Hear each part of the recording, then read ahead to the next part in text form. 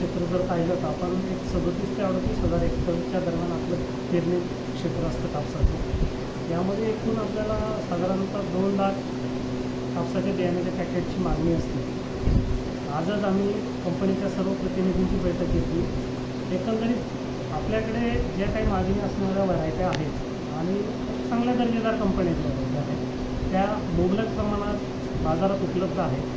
परंतु सर्व शेतकरी बंधूंना माझी एकच विनंती आहे की कुठली एक ठराविक 1 का 2 व्हरायटींची मागणी न करता आपल्याला आवश्यकतेनुसार ज्या काही एक चांगले प्रचलित वाण आहेत यांची आपण लागवड केल्यास आपल्याला जे काही बाजारात म्हणजे एकाच व्हरायटीच्या मागे लागून जो काही संभ्रम निर्माण झालेला आहे कृपया तो टाळण्यास आपण नक्कीच मदत होईल।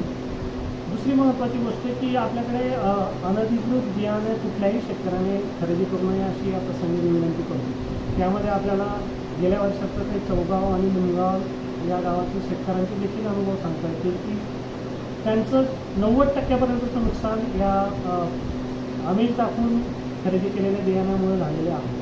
तरी सर्व शेतकरी बांधवांनी अधिकृत जे काही विक्रेते आहेत आणि ज्या अधिकृत कंपन्यांचे अधिकृत वाण जे आपल्या महाराष्ट्र शासनाने परवानगी दिलेली आहे असेच वाण आपण खरेदी करावे जेणेकरून आपले भविष्यातील संभाव्य आर्थिक नुकसान आपल्यास टाळायला मदत होईल।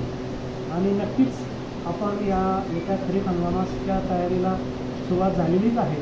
कृषी विभागाच्या माध्यमातून देखील आपल्याला या संदर्भात आवाहन करण्यात येतं आणि जास्तीत जास्त शेतकऱ्यांनी या कृषी विभागाच्या मोहिमेच्या माध्यमातून आपण जे काही 1 जून नंतर लागवडी करण्याचं आवाहन करत आहोत जेणेकरून आपल्याला पुढे संभाव्य जो काही बोंडअळीचा प्रादुर्भाव असतो यापासून देखील बचाव करता येईल आणि नक्कीच आपल्याला एक चांगलं आर्थिक उत्पादन या येणाऱ्या खरीप हंगामातून मिळवता येईल अशी मी अपेक्षा व्यक्त करतो।